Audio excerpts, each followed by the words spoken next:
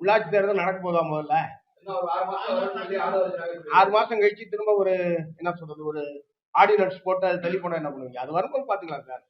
வர்றதுன்னா அவங்க ஆமா ஏற்கனவே நடத்திருக்கணும். சட்டப்படி தேர்தல் உரிய காலத்தில் நடத்த வேண்டும் என்பதுதான் சட்டம். ஆனா கடந்த ஓராண்டு காலமாக உள்ளாட்சி நிர்வாகமே இல்லை.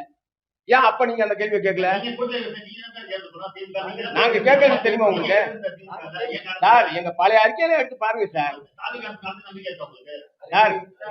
ஏற்கனவே தமிழ்நாட்டுல சட்டத்துக்கு விரோதமா ஆளுங்கட்சிகள் உள்ளாட்சி நிர்வாகத்தை உரிய முறையில் நடத்தாமல், உரிய அதிகாரம் வழங்காமல், உரிய நிதி ஒதுக்கீடு செய்யாமல் அது சீர்குலைந்து போய் இருக்கிறது. அது எல்லா பிரச்சனையும் நாங்க அவ்வப்போது எழுப்பவே செஞ்சிருக்கிறோம்.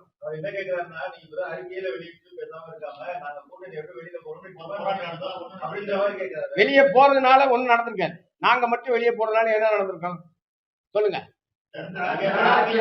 இல்ல இல்ல இல்ல இல்ல இப்ப மொத்த அரசியல் வரலாறு பேசலாமா?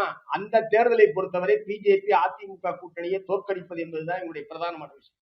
அதுக்கு உட்படுதான் உள்ளாட்சி, நகராட்சி, மற்றதெல்லாம். பிரதானமான நோக்கத்தை விட்டுட்டு இந்த மாதிரி சின்ன சின்ன பிரச்சனை, ஒவ்வொரு பிரச்சனை வரும்போது உடனே நாங்க வெளியே போறோம், உடனே நாங்க வெளியேறுவோம் சொல்ல முடியுமா? ஒரு பொறுப்புள்ள அரசியல் கட்சி இல்ல இல்ல நான் கேட்கறதுக்கு பதில் சொல்லுங்க. ஒரு பொறுப்புள்ள அரசியல் கட்சி அப்படி நடந்து டிமாண்ட் இருக்கிறது வேற.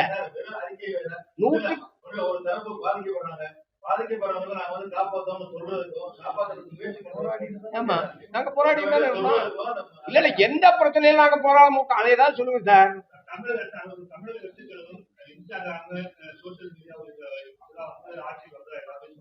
ஆமா அதே இன்ஸ்டாகிராம் சோசியல் மீடியால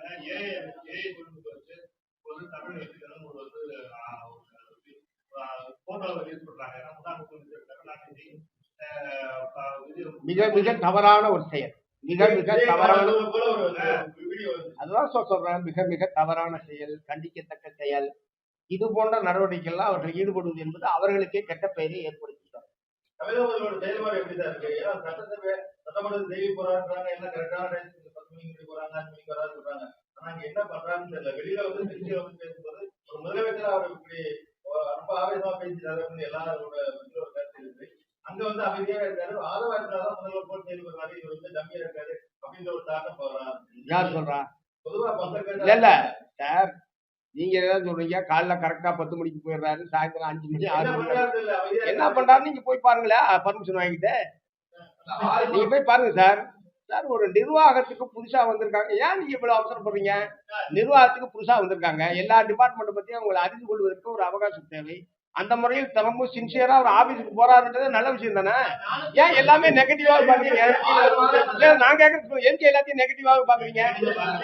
அவர் அப்படிதான் கேக்குறாரு. அவர் அப்படி கேக்குறாரு.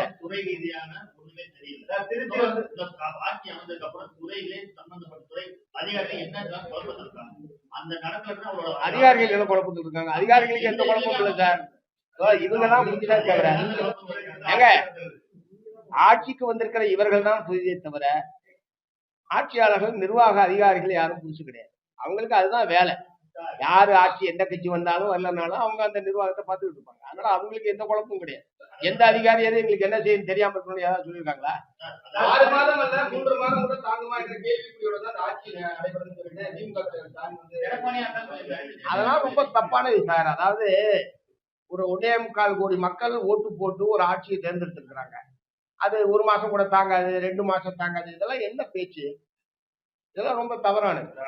ஒருவேளை அவர்களுடைய எடப்பாடி சொன்னாலும் திரு மு க ஸ்டாலின் சொன்னாலும் ரெண்டு பத்தி தான் சொல்றாங்க.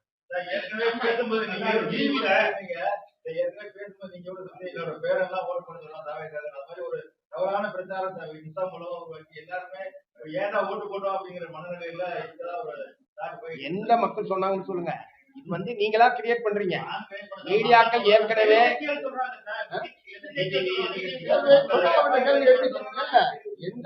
எந்த அடிப்படையில் நீங்கள் சொல்லுகிறீர்கள்?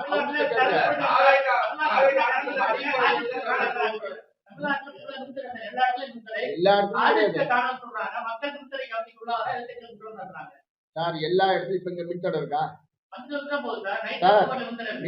ஏங்க கோடை இல்ல இல்ல மின்தடை தமிழ்நாடு போராட்டத்தெல்லாம் அப்படிலாம் ஒண்ணும் கிடையாது. ஏற்கனவே திமுக சார், அதாவது சில இடத்துல கரண்ட் இல்லைன்றத அவர் சேர்மனே ஒத்துக்கிட்டு இருக்காரு. திரு ராதாகிருஷ்ணன் அவர்கள் நேற்றைய தினம் சேர்மனே ஒத்துக்கிட்டு இருக்காரு. சில இடத்துல மின் தட்டுப்பாடு இருக்கு அப்படின்னு அவரே சொல்லியிருக்காரு.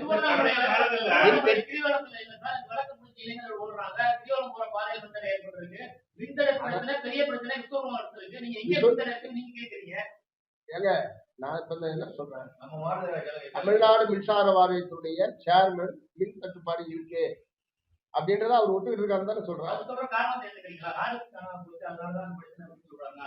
ஆர்டிஸ்டுக்கு அது சம்பந்தம், அவர் அப்படி ஒண்ணு அப்படின்னு சொல்றாரு. இல்ல இல்ல, விநியோகத்தில் பிரச்சனைன்னு சொல்றாரு. ஹார்ட் டிஸ்க் எல்லாம் ஹார்ட் டிஸ்க்ன்றது அதாவது சம்பளம் இல்லாம பேசுறாருன்றேன். ஹார்ட் டிஸ்க் ஆமா அதாங்க, அது எவன் 1,00,000 கூட விற்கிட்டான். எவன் பட்டி சம்பந்தப்பட்டிருந்தாலும் அது குற்றம். அந்த குற்றவாளிகள் கண்டுபிடிக்கப்பட்டிருக்காங்க, கைது செய்யப்பட்டிருக்காங்க. இன்னும் வேற சம்பந்தம் இருக்கோ, என்ன நோக்கத்துக்காக ஹார்ட் டிஸ்க் களவாடப்பட்டதோ அது பூரா முழுமையான விசாரணை என்பது நடத்தப்பட்டு தண்டிக்கப்படணும். அதுல ஒரு அலுவலகத்துல ஹார்ட் டிஸ்கோ கோப்போ எது காலாம போனாலும் அதுக்கு அவங்க தான் பொறுப்பு. ஒவ்வொரு ஆட்சி வரும்போது மட்டும் 5 மாசம் 6 மாசம் மட்டும் கணக்கு போன ஆட்சி எப்படி நடந்தது, அணி ஓடுது அப்படின்னு நிறைய அந்த ஆட்சி. அதுக்கப்புறமா மின்சார தட்டுப்பாடு கொஞ்சம் இல்லாம இருந்தது. மறுபடியும் புதிய ஆட்சி வந்தது, மறுபடியும் மின் தட்டுப்பாடு ஏற்படுது அப்படின்னு சொல்றாங்க. ஆட்சி மாற்றம் ஒவ்வொரு எலெக்ஷனுக்கும் ஒரு 4 மாசம் 5 மாசம் ஆரம்பிச்சு மின்சார அது சரி பண்ணணும்னு சொல்லுங்க. தட்டுப்பாடே இல்லாமல் மின்சாரம் வழங்கப்பட வேண்டும் என்பதுதான் எல்லாருமே ஒரு பொறுப்பு. திருச்சியில நன்றி சொல்ல வரும்போது பொதுமக்களுக்கு வாக்களித்தவங்களுக்கு நன்றி சொல்லிட்டு ஒரு அரசு திட்டங்களை ஏதாவது சொல்லியிருக்கலாம். அதை விட்டு திமுக தான் போட்டி திமுக போட்டி சொல்றாரு. அது எந்த அளவுக்கு எல்லா மக்கள் யாரும் ஏற்புடைய பெற்றா இல்லைன்னு ஒரு பரவாயில்ல. சரி சரி அது கேட்டுங்க. இல்ல இல்ல, நீங்க இல்ல இல்ல தாவேகா தலைவர்கிட்ட கேக்குற கேள்வியை என்கிட்ட கேக்குறீங்க.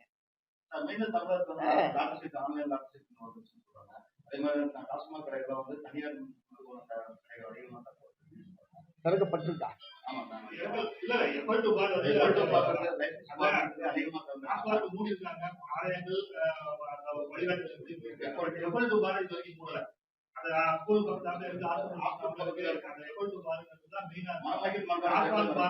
நாங்க அதை முடிஞ்சோம். அதாவது நீங்க எங்க இருக்கீங்க, எங்க அறிக்கையெல்லாம் பாக்குறீங்களா இல்லையான்னு தெரியல.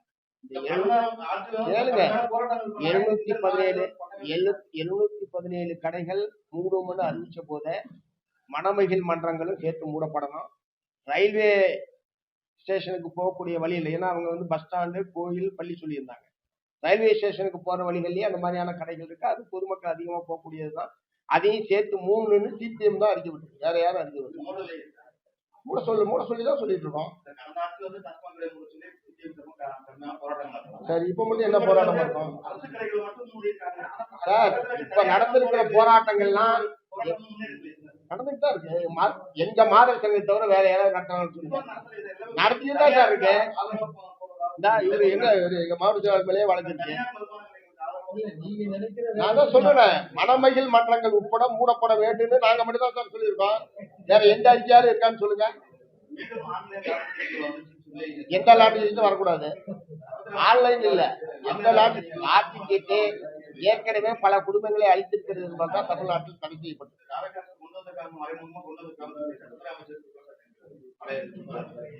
அவரு ஆதாரத்தை இருந்தா அவர் இது பண்ண சொல்லுங்க சார்.